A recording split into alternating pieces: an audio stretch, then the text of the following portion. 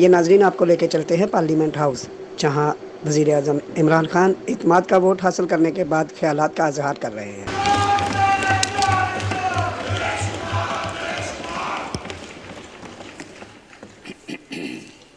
Prime minister جناب عمران خان۔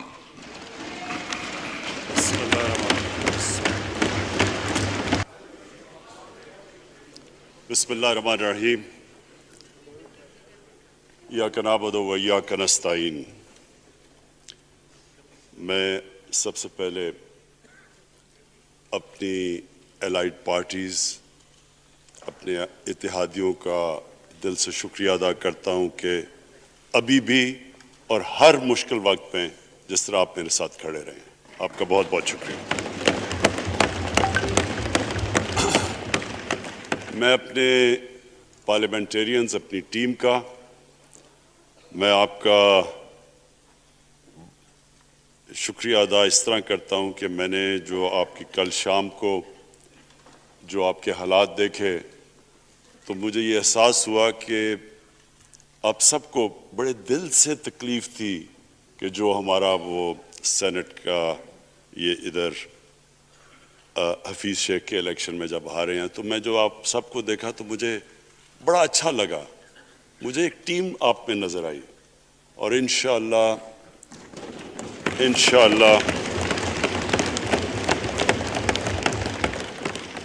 یہ ہماری ٹیم مضبوط ہوتی جائے گی، کیونکہ دیکھیں اللہ کہتا ہے کہ میں تمہارے ایمان کو بار بار آزماؤں گا۔ اللہ قرآن شریف میں ہمیں کہتا ہے۔ وہ کیوں کہتا ہے؟ وہ آپ کے ایمان کو آزماتا ہے مضبوط کرنے کے لیے۔ جب آپ ایک مشکل وقت سے نکلتے ہیں آپ اور مضبوط ہو جاتے ہیں۔ اللہ نے ایک انسان کو ایک ایسا چیز، ایک ایسا اس کا جو سب سے بڑی جو اس کی مخلوق ہے، اشرف المخلوقات، اس کو جو اللہ نے بنایا ہے، اس کے اندر اس نے ایک کنڈیشن لگا دی ہے کہ اگر آپ نے بڑا انسان بننا ہے تو مشکل وقت کا سامنا کرو، ریزسٹنس کے ساتھ جاؤ۔ جسم ہمارا یہ ہے، جسم کو ہم بھاری ویٹ اٹھاتے ہیں، جسم تکڑا ہو جاتا ہے۔ ذہن کو جتنا ہم آزمائیں گے اور آزمائشوں میں ڈالیں گے، سب سے بڑا جو پاور ہاؤس ہے وہ ہمارا ذہن ہے، وہ اور تکڑا ہو جاتا ہے، انسان تکڑا ہو جاتا ہے۔ پارٹی بھی تب تکڑی ہوتی ہے جب وہ مشکل وقت سے نکلتی ہے۔ آپ نے کسی کو تباہ کرنا ہے تو اس کو آرام کی زندگی دے دو، وہ تباہ ہو جاتا ہے، ڈکے کر جاتا ہے انسان۔ تو میں اپنی پارٹی کو آج خراج تحسین پیش کرتا ہوں کہ آپ اس مشکل وقت سے نکلیں۔ بڑے مجھے انڈیویجول ایم این ایز کا پتہ ہے کہ انہوں نے کتنی کوشش کی یہاں پہنچنے کے لیے، آج اس ووٹ کے لیے، تو میں اور مجھے کئیوں کی طبیعت بھی ٹھیک نہیں تھی، تو میں آپ سب کا آج شکریہ ادا کرتا ہوں۔ آج میں اپنی پارلیمنٹری پارٹی کے ساتھ بھی، اور جو میری عوام آج یہ دیکھ رہی ہے، میں اس کے سامنے جو بات رکھنا چاہتا ہوں وہ یہ کہ دیکھیں، ہمیں یہ کبھی بھولنا نہیں چاہیے کہ یہ پاکستان کیوں بنا تھا۔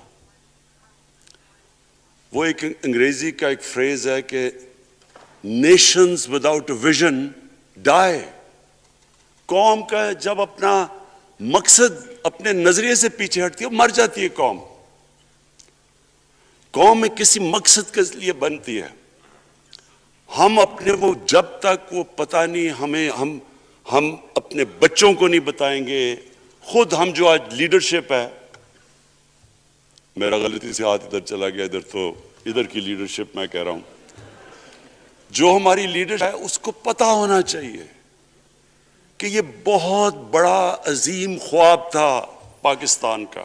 علامہ اقبال کو نہیں پتا تھا کہ اگر پاکستان بنے گا تو آج جس طرح ہمارے 20 کروڑ مسلمان ہندوستان میں رہ جائیں گے تو وہ تو سارے پاکستان میں نہیں آ سکتے تھے۔ تو علامہ اقبال کا کیا وجہ تھی پاکستان خواب دیکھنے کی؟ ان کی وجہ یہ تھی کہ ہم نے ایک دنیا کو مثال دینی تھی کہ اصل میں ایک ماڈل بنانا تھا کہ اصل میں ایک اسلامی ریاست کیا ہوتی ہے. اور وہ بیس کس کے اوپر کر رہے تھے پاکستان کی اسلامی فلاحی ریاست جو ہماری آبجیکٹو ریزولوشن میں ہے؟ نبی صلی اللہ علیہ وسلم کی مدینہ کی ریاست جو ان کی سنت تھی، جو دنیا کی تاریخ کی پہلی فلاحی ریاست بنی تھی، جس میں بہت بڑے بڑے ماڈرن جو آج کے پرنسپلز، وہ پرنسپلز طے کیے گئے تھے.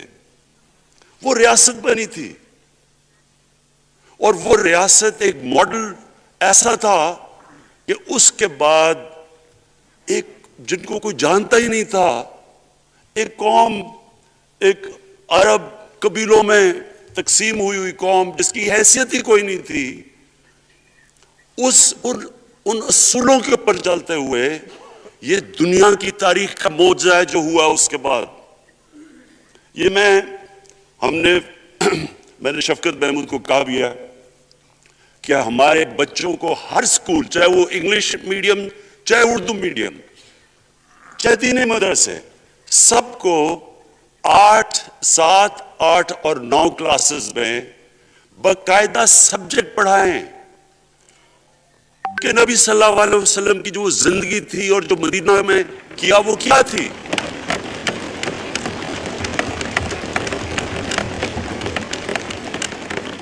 تاکہ ان کو پتہ چلے کہ اس ملک کا مقصد کیا تھا. بڑے لوگ جو پاکستان نہیں چاہتے تھے وہ کیا کہتے تھے؟ وہ کہتے تھے کہ پاکستان تو بن گیا تو آپ نے جو مسلمان ہندوستان میں رہ گئے ان کو آپ نے سیکنڈ کلاس سٹیزن بنا کے چھوڑ دیا ہے. آج بیچارے مسلمانوں سے کیا ہو رہا ہے وہاں؟ تو وہ لوگ کہتے ہیں کہ اگر پاکستان نہ بنتا تو مسلمانوں کی زیادہ طاقت ہونی تھی. ایک ہندوستان میں اس طرح مسلمانوں کا برا حال نہیں ہونا تھا جو آج ہے. یہ ایک آرگیومنٹ دی جاتی ہے. اور اگر ہم پاکستان کو جس مقصد کے لیے بنا تھا اگر ہم ادھر نہیں لے کے جائیں گے تو وہ ٹھیک کہہ رہے ہیں. یہ تو نہیں تھا کہ وہاں ٹاٹا برلا تھے جو اربوں پتی اور یہاں یہ شریف اور زرداری اربوں پتی بن جائیں. اس لیے تو نہیں پاکستان بنا تھا. یہ ایک بڑی ہمیں ری الائن کرنا چاہیے اپنے نظریے کی طرف. ہمیں اپنا رخ چینج کرنا چاہیے واپس. یہ بڑا عظیم خواب تھا پاکستان کا. اور وہ جو تاریخ تھی، وہ جو اصول انہوں نے سیٹ اپ کیے، جن لوگوں کی حیثیت ہی نہیں تھی، یہ تاریخ کا حصہ ہے کہ اس کے بعد انہوں نے دیکھتے دیکھتے 15، 20، 30 سالوں کے اندر دنیا کی امامت کی. صرف امامت ہی نہیں کہ وہ تو منگولیوں نے بھی دنیا بڑی جلدی سے فتح کر لی تھی. چنگیز خان نے بھی بڑی جلدی اس کی فوجوں نے فتح کر لی تھی. 100 سال کے بعد وہ ختم ہو گئے تھے. انہوں نے ایک دنیا کی عظیم سویلائزیشن، جو ٹاپ سائنٹسٹ تھے، سارے دنیا کے ٹاپ سائنسدان، ایک عظیم کلچر. اور سب سے بڑی بات جو آج میں یہ کہنا چاہتا ہوں، انہوں نے اخلاقیات، ایک مورل سٹینڈرڈ سیٹ کی دنیا میں. جب مسلمان گئے انڈونیشیا اور ملیشیا، وہاں تو کوئی مسلمان کی فوج نہیں گئی، وہاں تو کوئی تلواروں سے نہیں فتح کیا. مسلمان تاجروں کا وہاں کردار دیکھ کے لوگ حیران ہو گئے کہ یہ کون لوگ آئے ہیں جو بالکل ان کی مورالٹی ایسی، نہ وہ کوئی دغا بازی کرتے تھے، نہ وہ کوئی دھوکہ دیتے تھے، اپنی زبان پہ کھڑے ہو جاتے تھے. لوگ ان سے امپریس ہو گئے کہ کون سی قوم ہے. دیکھیں اسلام ہم غلط فہمی میں ہیں، یہ سمجھتے ہیں کہ جی تلوار سے اسلام پھیلا تھا. اسلام پھیلا تھا کہ وہ ایک انسان کے کیریکٹر کو ریفارم کرنے آیا تھا. ہم جب اللہ سے مانگتے ہیں، ہم نماز میں ایک ہی چیز مانگتے ہیں کہ اللہ ان کے راستے پہ لگا جن کو تو نے نعمتیں بخشی، ان کے نہیں جو غلط تباہی کے راستے پہ چلے گئے. صرف نماز میں ہم یہ چیز مانگتے ہیں، ہر روز ہم پڑھ کے یہ مانگتے ہیں.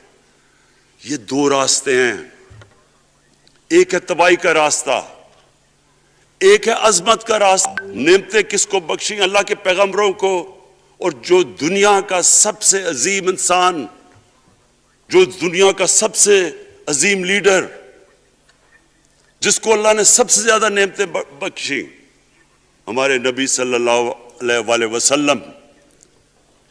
نہ کبھی اس طرح کا انسان آیا، نہ کبھی آ سکتا ہے۔ تو ہمیں راستہ بتایا کہ ایک ان کا راستہ ہے اور ایک دوسرا راستہ ہے، تباہی کا راستہ ہے۔ اور وہ راستے پہ چلتا گیا، وہ ایک عظیم انسان بنتا گیا۔ ایک کتاب ہے، میں اپنے لوگوں کو ریکمینڈ بھی کرتا ہوں کہ دی عرب کانکویسٹ، وہ پڑھنے والی کتاب ہے۔ اس میں بتاتے ہیں کہ جب مسلمان ایک دم دیکھتے دیکھتے دنیا میں پھیل گئے، تو کوئی ایک آدمی نہیں تھا۔ ایک تو بڑے عظیم سپہ سالار تھا خالد بن ولید، لیکن وہ جو بھی بنتا تھا وہ جنرل عظیم بن جاتا تھا۔ وہ اس کتاب کے اندر لکھی انگریز نے ہے۔ وہ کہتے ہیں اس کی کوئی ایکسپلینیشن نہیں ہے کہ یہ کیسے ساری دنیا پہ چھا گئے۔ نہ ان کے پاس کوئی لیٹسٹ ویپنز تھے، ایک طرف رومنز تھے، دوسری طرف پرشینز تھے، وہ تو سپر پاورز تھے، ہتھیار تو ان کے پاس تھے۔ نہ ان کے پاس ہتھیار، نمبرز میں بھی وہ زیادہ تھے، ان کی فوجیں بھی زیادہ تھیں، لیکن وہ ساری دنیا پہ پھیل گئے اور ایک ایسا سویلائزیشن بنا کہ زیادہ تر تو مسلمان نہیں تھے، وہ بھی ان کو مانتے تھے، کیونکہ ان کی اخلاقیات، ان کا عدل اور انصاف کا نظام، ان کا کیریکٹر، اس کی وجہ سے لوگ آئے ہیں۔ یہاں جو ہندوستان میں اسلام پھیلا ہے، یہ ہمارے جو بڑے بڑے بزرگ تھے، داتا صاحب، بلے شاہ، نظام الدین اولیاء اور بابا فرید، یہ لوگ تھے۔ ان کو لوگ دیکھ کے، ان کے کردار سے، ان کے انٹلیکٹ، انسانیت سے لوگ مسلمان ہوئے۔ تو ہم آج، میں جو یہ سینٹ الیکشن ہوا ہے، میں اپنی قوم کو یہاں، یعنی مجھے شرمندگی ہوتی ہے اسپیکر صاحب کہ ہم وہ کدھر وہ خواب اور کدھر بکرا منڈی بنی ہوئی ہے ایک لوگوں کو خریدنے کے لیے، اور سب کے سامنے۔ یعنی ہمیں ایک مہینے سے پتا تھا کہ پیسہ جمع کیا جا رہا ہے اس سینٹ الیکشن میں، اور مجھے حیرت ہوئی کہ الیکشن کمیشن کہتا ہے کہ جی یہ تو پتہ نہیں کوئی ہم آزاد انسٹیٹیوشن ہے، یا میں ان کی کوئی آزادی کے اوپر لے رہا تھا، یا جی بڑا زبردست الیکشن۔ اچھا کہتے جی بڑا اچھا الیکشن کروایا ہے۔ یہ مجھے اور اس سے تو مجھے اور صدمہ ہوا ہے کہ اگر یہ الیکشن اچھا آپ نے کروایا ہے تو پتہ نہیں برا الیکشن کیا ہوتا ہے۔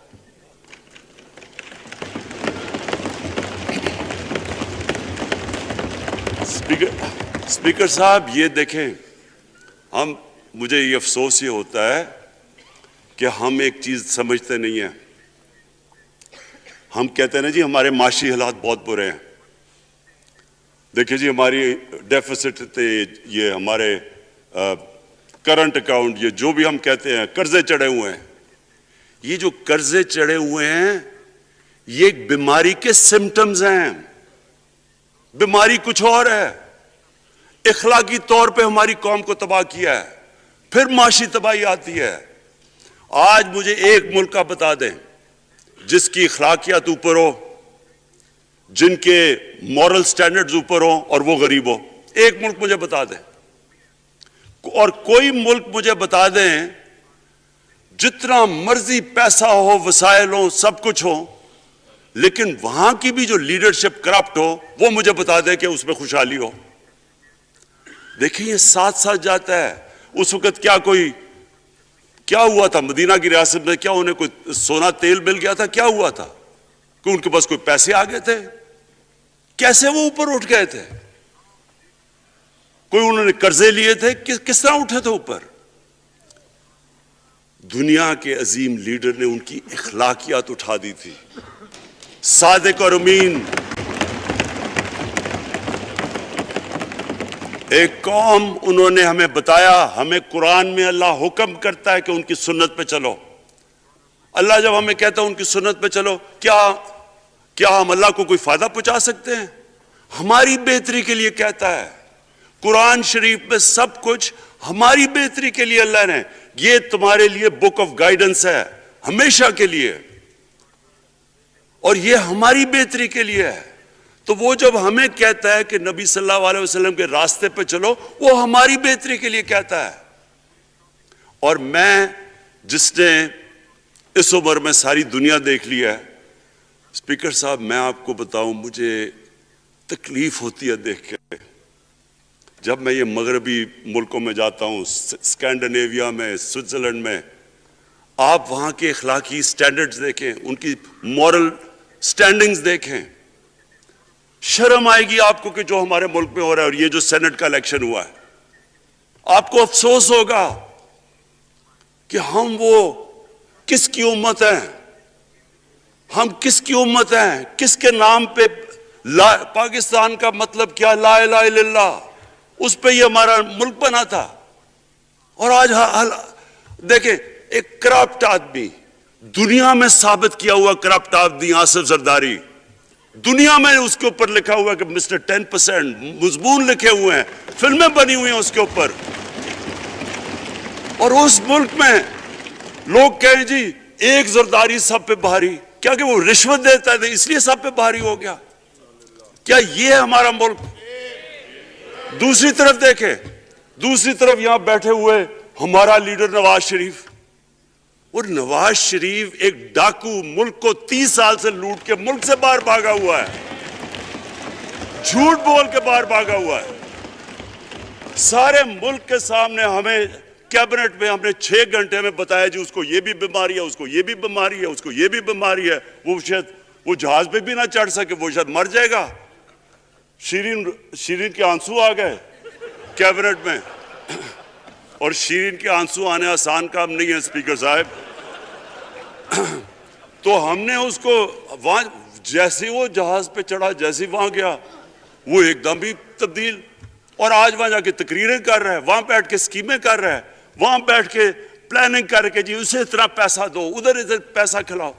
ساری ان کی ایک کوشش ہے, جب سے ہم 2.5 سال سے حکومت آئی ہے, یہ سارے بڑے بڑے ڈاکو اکٹھے ہو کے یہ سمجھ رہے ہیں کہ عمران خان کو کرسی کا اتنا شوق ہے کہ اس کے اوپر اتنا پریشر ڈالو کہ یہ جی ہمیں جس طرح جنرل مشرف نے NRO دیا تھا یہ بھی دے دے گا. جنرل مشرف, فوج اس کے نیچے, عدلیہ اس کے کنٹرول میں ساری. میں کیونکہ میں ادھر ممبر پارلیمنٹ تھا, اپوزیشن نہ ہونے کے برابر. جو اپوزیشن کے اندر جو مین آدمی تھا فضل الرحمان, وہ اس کے ساتھ ملا ہوا تھا, وہ 2 نمبر ہمیشہ سے تھا, رائٹ.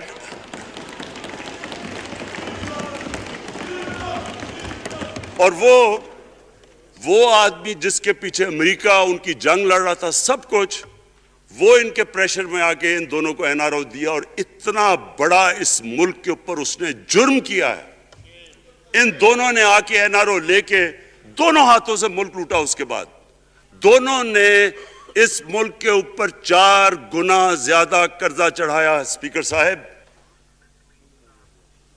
6,000 ارب سے ہمارا قرضہ جو ٹوٹل لائبلٹیز 30,000 ارب پہ پہنچا دی.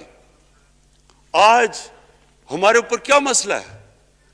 ہمیں یہ قرضوں کی قسطیں دیتے ہوئے بیچارے لوگوں کے اوپر بوجھ ڈالنا پڑتا ہے.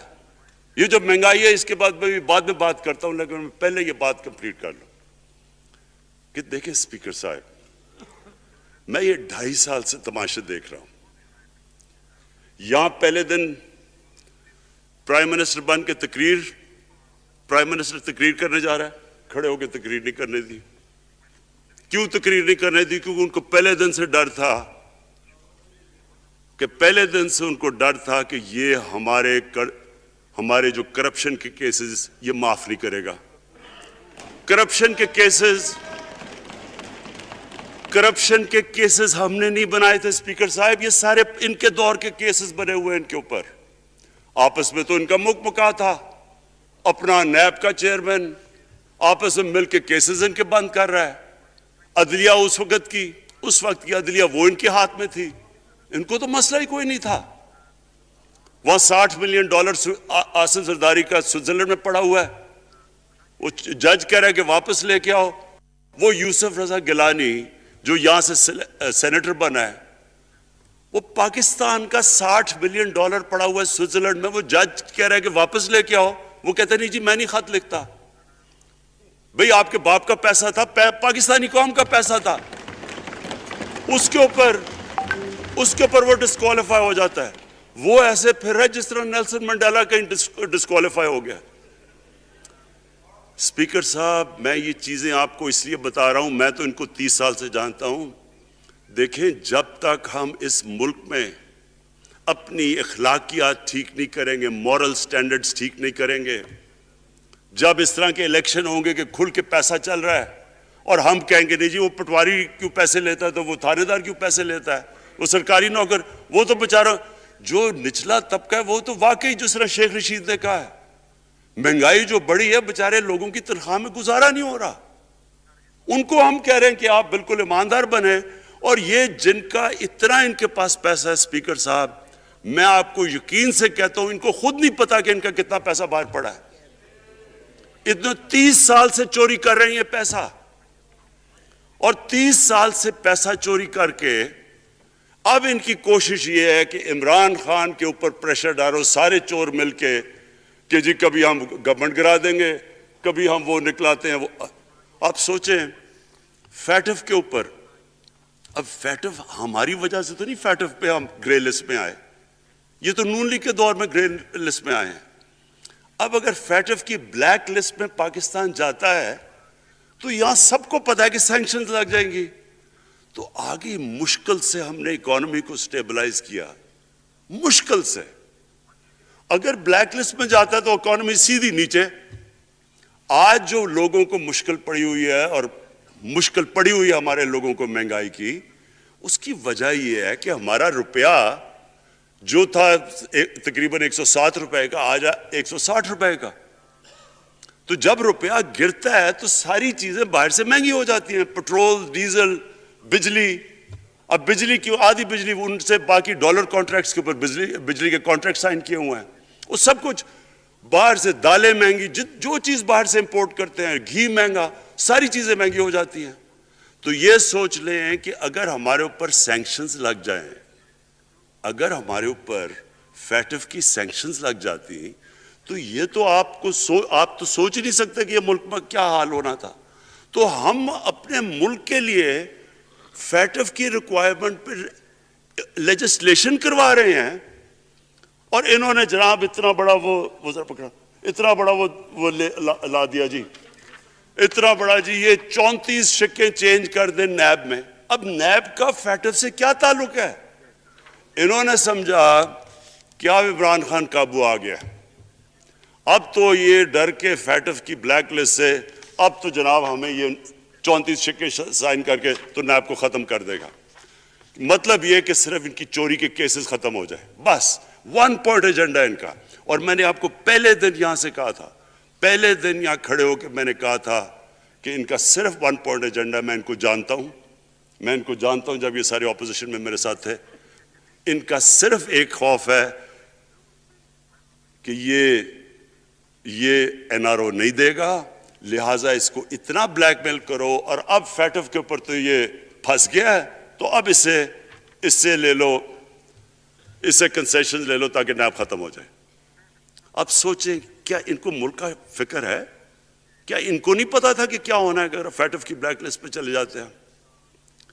اس کے بعد انہوں نے جلسے کرنے کی کوشش کی, بڑا جی پبلک نکالیں گے ہم, مینار پاکستان کے اندر جلسہ. مینار پاکستان کا یہ جانتے نہیں. دیکھیں ان کے بھی آ گئے ایک شہزادہ ایک شہزادی جنہوں نے زندگی میں کبھی کام کیا ہی نہیں ہے, نہ ان کو پتہ ہے کہ سٹرگل ہوتی کیا ہے. جناب مینار پاکستان خود ہی اخباروں کے اندر اپنے آپ کو پیسے خرچ کر کے اخباروں میں ذرا نمایاں کر کے جناب انہوں نے مینار پاکستان میں جلسہ کر لیا. اب میں تو جانتا ہوں مینار پاکستان, اور میں تو اپنے لاہور کو بھی جانتا ہوں, میں تو اپنے لاہور شہر کو بھی جانتا ہوں. وہ لاہور شہر ملک کا کوئی پیسہ چوری کیا ہو اس کے خلاف تو نکلائے گا، لیکن بڑے بڑے ڈاکو اگر وہ سمجھ رہے ہیں کہ اپنی چوری بچانے کے لیے لاہور شہر کو نکالیں گے تو وہی ہوا جو ان کے ساتھ مینار پاکستان میں ہوا۔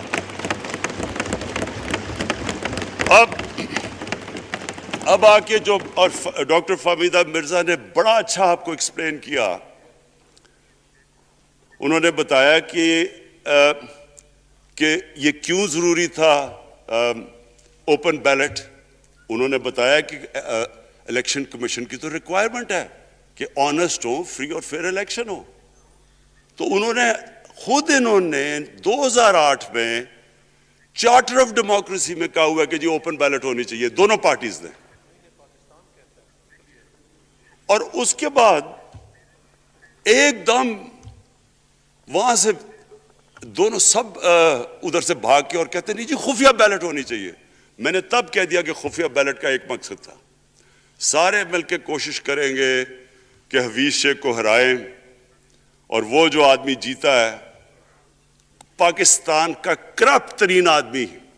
میں ایک چیز آپ کو آج کہتا ہوں، یوسف رضا کے آپ صرف ایسٹس دیکھ لیں، پرائم منسٹر بننے سے پہلے تھے اور اس کے بعد کیا ایسٹس ہیں، بس ایک چیز دیکھ لیں، کوئی آپ کو کچھ کرنے کی ضرورت نہیں ہے، آپ کو پتہ چلے گا اس نے کیا کیا اپنے زمانے میں۔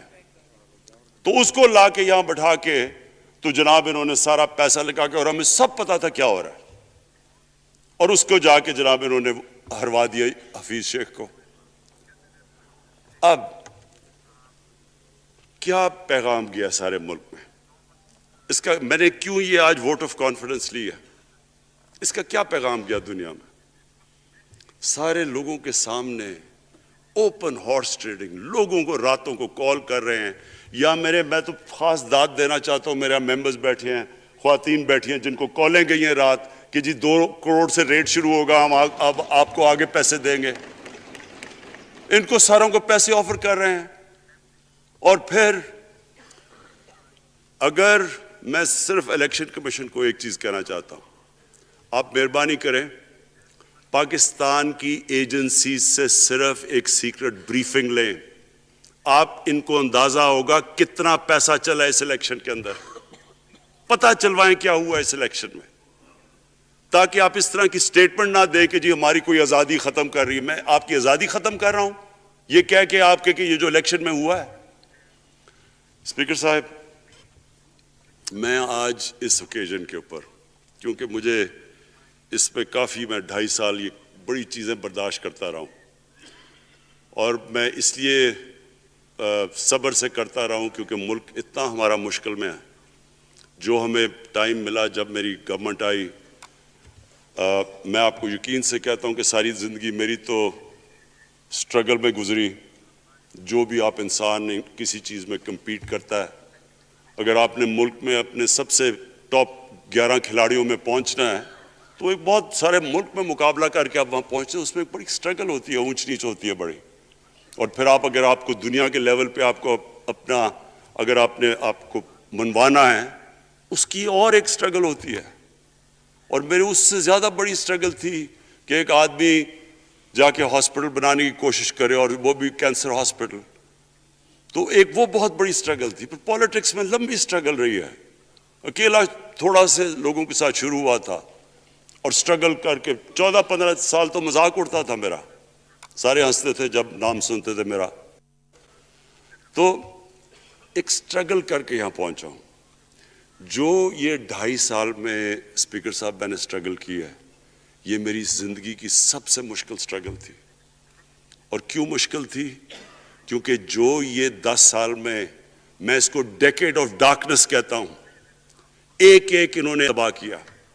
صرف 10 سال پہلے اداروں کے حال دیکھ لیں، کوئی ادارہ اٹھا لیں، پی آئی لے لیں، ریلوے لیں، سٹیل مل 8 ارب روپے کا پروفٹ لے کے بیٹھی ہوئی تھی۔ 8 ارب روپیہ سٹیل مل میں پروفٹ تھا جب تک کہ زرداری نے ہاتھ نہیں مارا اس کو۔ اپنا وہ ریاض لال جی فرنٹ مین رکھ کے ہمارے سامنے، میرے پاس آئے لوگ چیمبر والے، انہوں نے کہا جی یہ سٹیل مل سستی بلٹس اس کو بھیجا، اس کے تھرو پیسے دے رہا ہے، وہ سٹیل مل آج بند پڑی ہے۔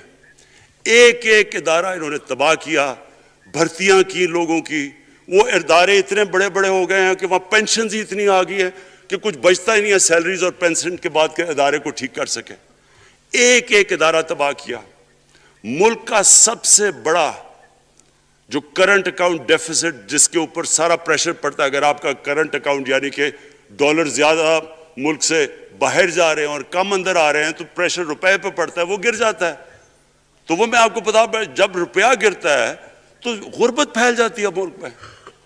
تو سب سے بڑا current account deficit, fiscal deficits جو کہ آپ کی آمدنی اور خرچے, وہ بڑا ڈیفیسٹ.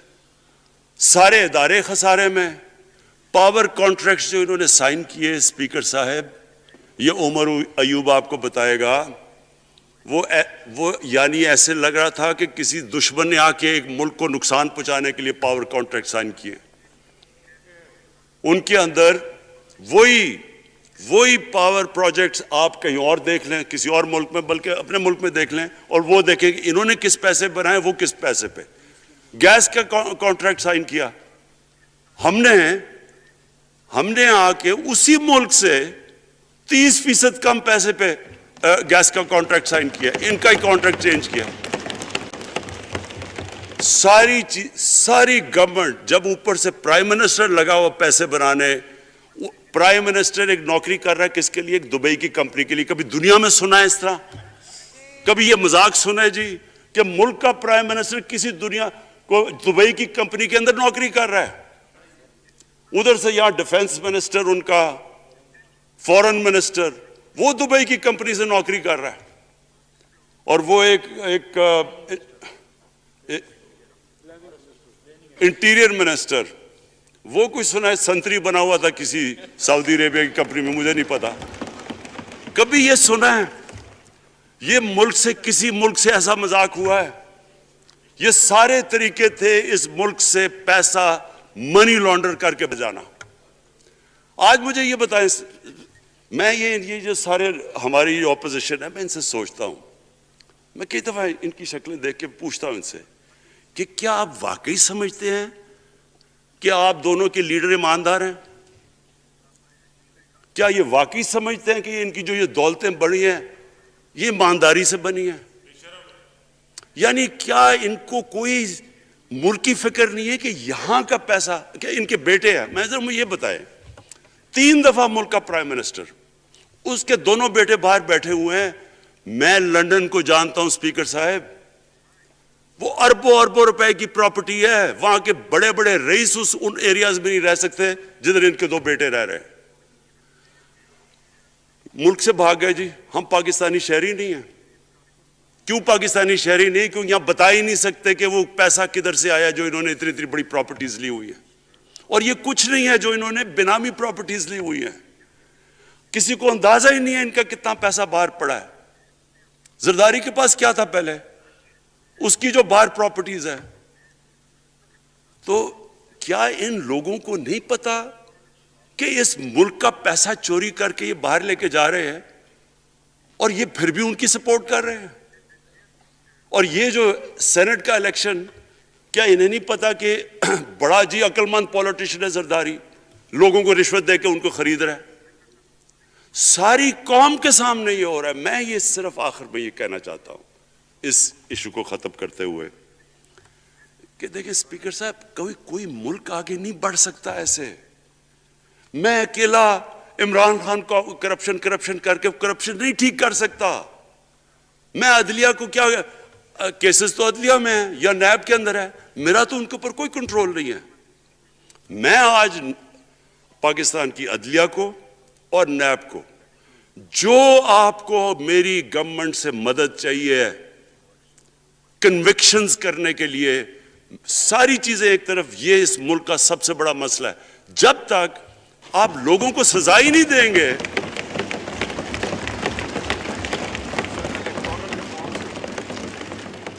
جب تک لوگوں کو سزا ہی نہیں ملیں گی.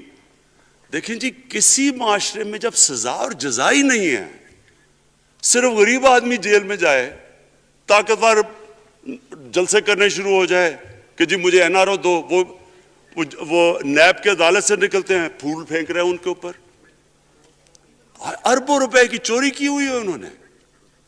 وہ تو اسپیکر صاحب میں ایک معاشرہ کرپشن کے خلاف لڑتا ہے. آپ جتنے مرضی قانون بنا دیں وہ کرپشن کے خلاف وہ کرپشن نہیں ختم کر سکتے. معاشرہ فیصلہ کرتا ہے کہ ہم نے اس ملک میں کرپشن نہیں ہونے دینی. معاشرے کی اخلاقیات ایسی ہونی چاہیے کہ جو کرپٹ آدمی ہو وہ کبھی اس کی شکل نہ دکھا سکے پبلک کے اندر. جو میڈیا کا رول ہے, میں اپنے میڈیا والوں کو بھی کہنا چاہتا ہوں, جو اسحاق ڈار سے کیا تھا ہارڈ ٹاک میں اسٹیون سیکر نے, وہ ہر جگہ یہ ہوگا. آپ جب بھی کسی بھی مغربی معاشرے میں کسی نے پبلک کا پیسہ چوری کیا, اس کی جرات نہیں ہوگی ٹی وی پہ جانے کے لیے. میں نے تو وہاں دیکھا ہوا ہے, بڑے بڑے نام, ایک دھبا لگتا ہے آپ کے اوپر کرپشن کا کیس, آپ سارے میڈیا سے باہر ہو جاتے ہیں. یہاں ہر روز شام کو بیٹھ کے اربوں روپے کی کرپشن کی ہوئی ہے, ان کو کسی نے قتل کیے ہوئے ہیں, اور آرام سے بیٹھ کے جناب میں لیکچر دے رہا ہوتے ہیں. اسپیکر صاحب, معاشرہ لڑتا ہے, اس کے اندر ہمیں سب کو مل کے اپنے ملک کو اگر بچانا ہے, معاشی طور پہ بھی بچانا ہے, پہلے ہمیں اپنے اخلاقی سٹینڈرڈز ٹھیک کرنے پڑیں گے. سارے ملک کو مل کے لڑنا پڑے گا. اگر ہم نے اپنے بچوں کے مستقبل کو بچانا ہے, اپنی آنے والی جنریشنز کو بچانا ہے, اس ملک کو ایک عظیم ملک بنانا ہے, تو وہ شروع ہوگا جب ہم مدینہ کے ریاست کے سب سے بڑے اصول عدل اور انصاف, کیونکہ انصاف اور عدل جب ایک معاشرے میں آ جاتا ہے, جب ایک معاشرہ کھڑا ہو جاتا ہے میریٹوکریسی کے اوپر, جب ایک معاشرے میں صرف ایک جو کرپٹ ہے, جتنا مرضی طاقتور ہو وہ جیل میں جاتا ہے اور عام آدمی اوپر آ سکتے ہیں, وہ معاشرہ تب آگے بڑھتا ہے. تو میں صرف اس کے اوپر یہ کہنا چاہتا ہوں کہ مجھے ساری قوم کی اس میں مدد کی ضرورت ہے. میں اپنی ساری زندگی کوشش کر چکا ہوں اور کرتا رہوں گا. میں تو اپنی پارٹی کو یہ بھی کہا تھا کہ اگر میری پارٹی ساری بھی چھوڑ دے, میں اکیلا بھی ان کے خلاف لڑتا رہوں گا. میں تو کبھی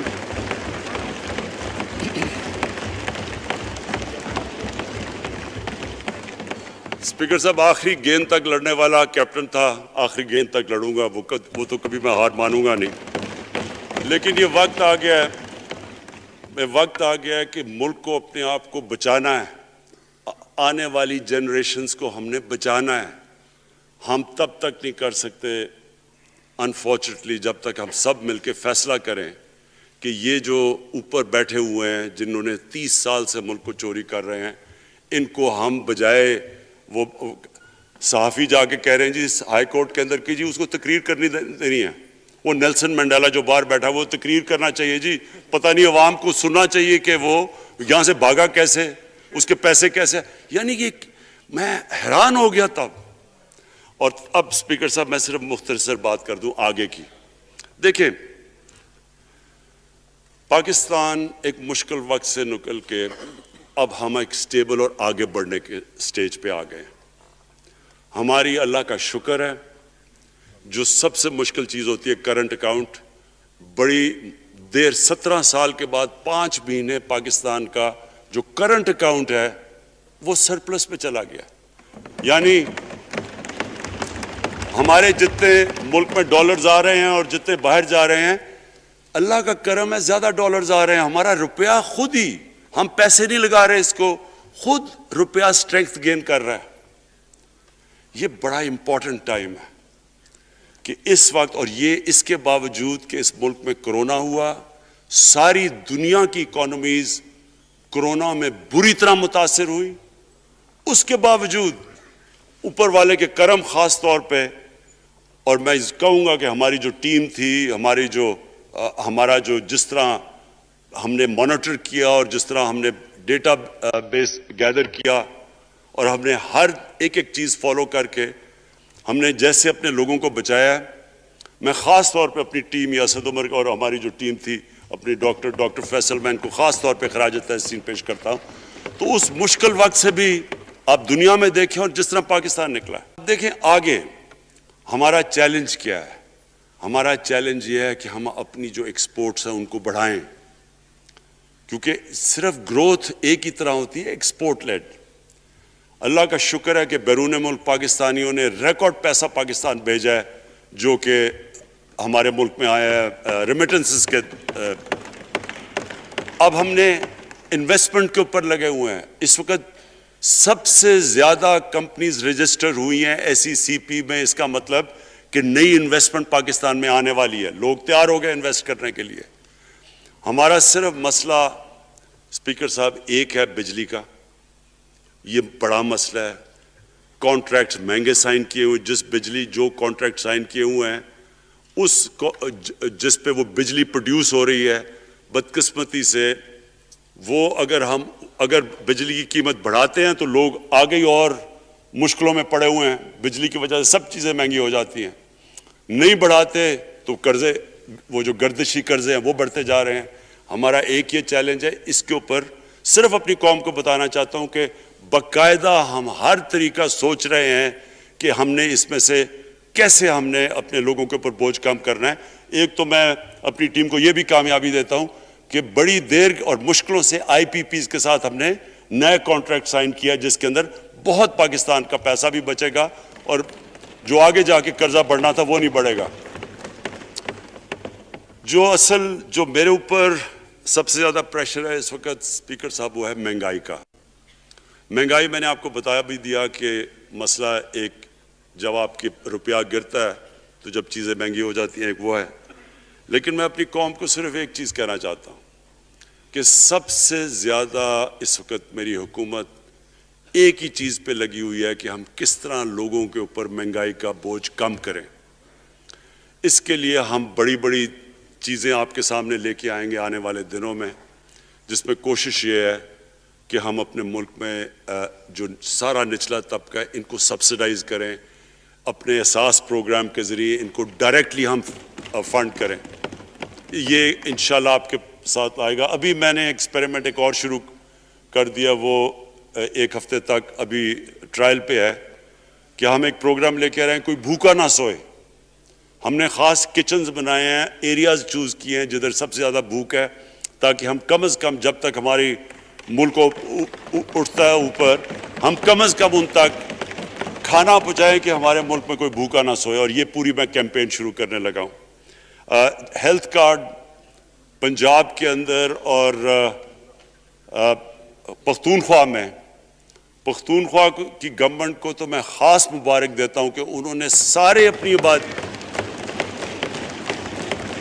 سارے اپنے پختونخوا کے لوگوں نے خاندانوں کو کور کر لیا ہیلتھ انشورنس سے.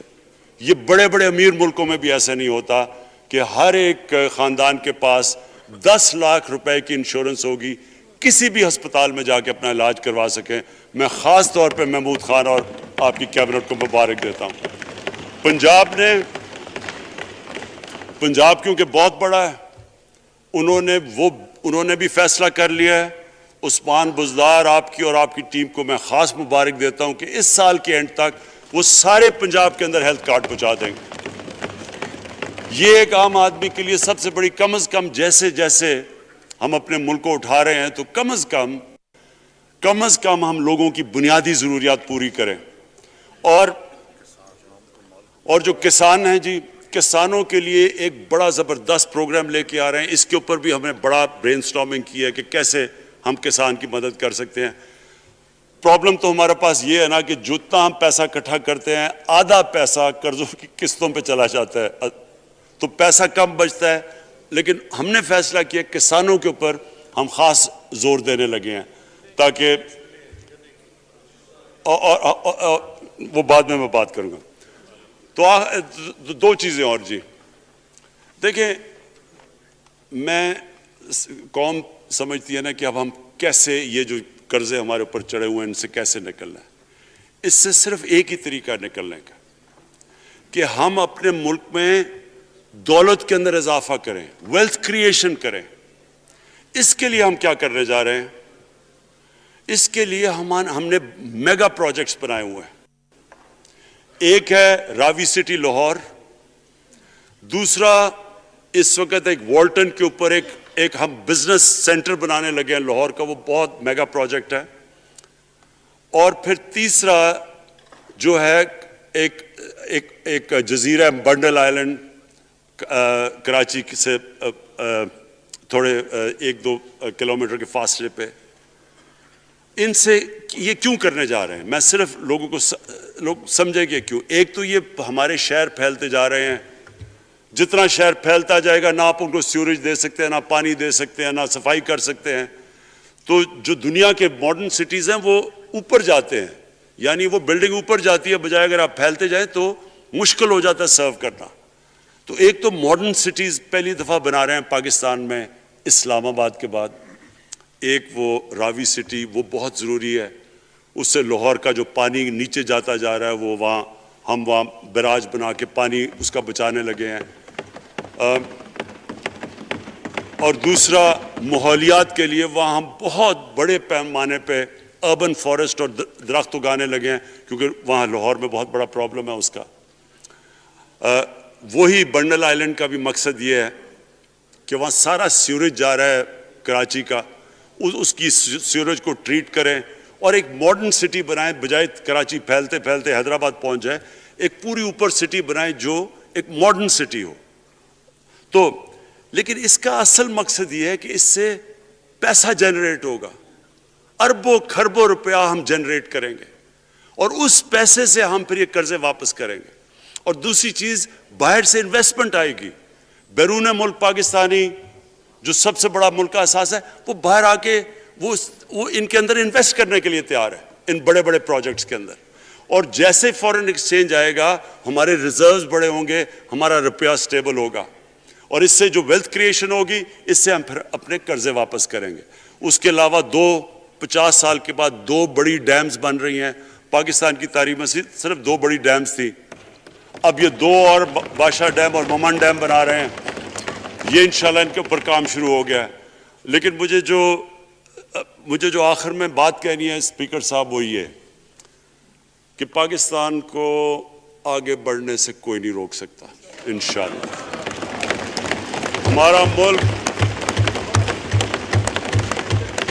ہمارے ملک میں، کیونکہ میں شاید ہی لوگ اتنا اپنے ملک کو انہوں نے اس طرح دیکھا ہے جیسے میں نے سارا ملک پھیرا ہوا ہوں.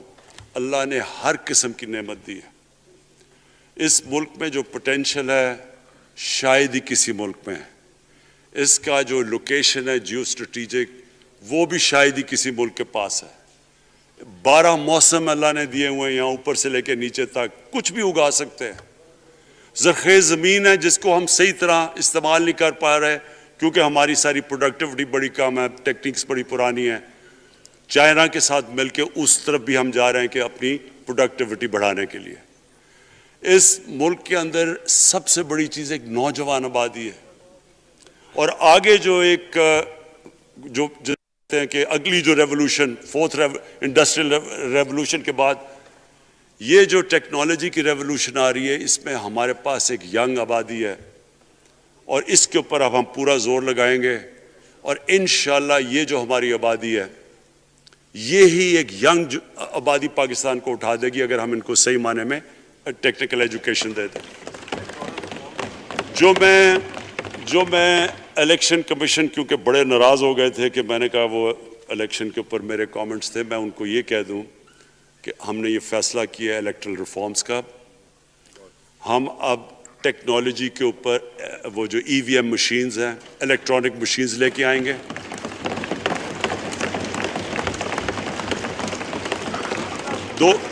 دو چیزیں کر رہے ہیں. اوورسیز پاکستانیز کے لیے اب پورے لگے ہوئے ہیں کہ اوورسیز پاکستانیز بھی ووٹ ڈال سکیں. اور دوسری چیز الیکٹرانک مشینز لے کے آ رہے ہیں. اور کیونکہ یہ الیکٹرانک مشینز کے بغیر ہمیں الیکشنز نہیں کرنے چاہیے، نہیں تو جو ہارتا ہے وہ کہتا جی دھاندلی ہو گئی. ہم نے اس طرح کا سسٹم لے کے آ رہے ہیں کہ امریکہ کے اندر جب ڈونلڈ ٹرمپ نے کہا کہ الیکشن میں دھاندلی ہوئی ہے، سارے انہوں نے جب الیکشن کھولا تو ایک بھی وہ نہیں ثابت کر سکے دھاندلی ہوئی، کیونکہ الیکٹرانک مشینز تھی، ان کے پاس وہ سسٹم تھا. انشاءاللہ وہ سسٹم لے کے آ رہے ہیں تاکہ ہمیشہ کے لیے آگے سے یہ چیز ختم ہو جائے کہ جو ہارا تھا وہ ہار مانے گا، جو جیتے گا وہ جیت. جس طرح کہ انشاءاللہ ہماری حکومت کرے گی، جس طرح کہ ایز کیپٹن پاکستان دنیا کی کرکٹ کی تاریخ میں پہلی دفعہ न्यूट्रल अंपायर्स मैं लेके आया था. बहुत बहुत शुक्रिया.